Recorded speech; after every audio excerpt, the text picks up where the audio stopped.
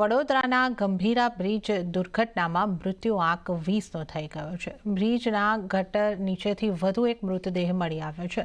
સાથે જ અગાઉ સારવાર દરમિયાન વધુ એક વ્યક્તિનું મોત થયું હતું। ઉલ્લેખનીય છે કે બ્રિજ દુર્ઘટનામાં સતત ત્રીજા દિવસે પણ શોધખોળ ચાલુ છે અને મૃત્યુ આંક હજુ પણ વધી શકે છે।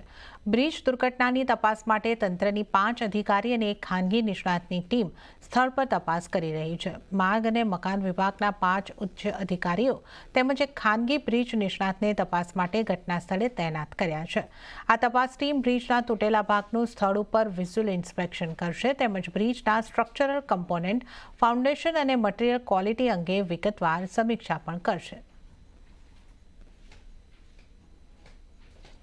ત્યારે જ ગંભીરા બ્રિજની હાલત અંગે રાજ્ય સરકારના પ્રવક્તા મંત્રી ઋષિકેશ પટેલે ઘટના સ્થળે પહોંચીને સ્થિતિનો તાગ મેળવ્યો।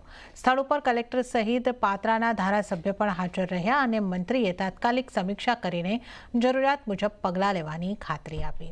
તેમણે કહ્યું કે અહીં રેસ્ક્યુમાં મુશ્કેલ ન પડે એટલા માટે પહેલાં હું કે અન્ય મંત્રી ન આવ્યા। સરકારે સસ્પેન્શનના પગલાં લઈ લીધા છે। 30 દિવસમાં ઘટનાનો રિપોર્ટ સોંપવામાં અધિકારીઓને આદેશ આપ્યો છે।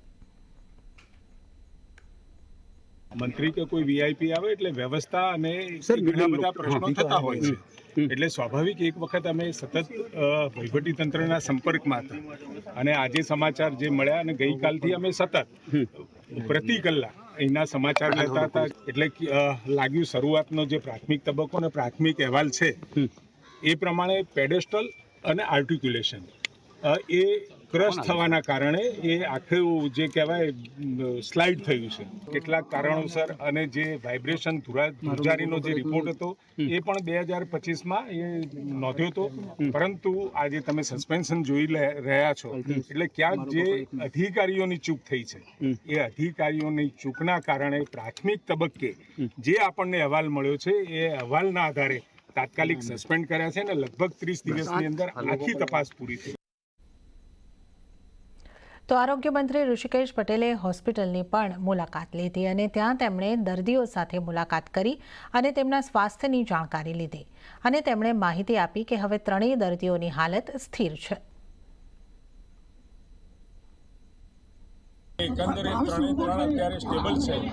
કોઈ એવો એમની સાથે વાતચીત કરી છે અને વાતચીતમાં પણ એ સ્ટેબલ હોવાનું માનવું પડે છે। ડૉક્ટર સાથે પણ વાત કરતા, સુપ્રિન્ટેન્ડન્ટ સાથે અને ડૉક્ટર જે એમની સારવાર કરી રહ્યા છે એની સાથે પણ વાત કરતા અત્યારે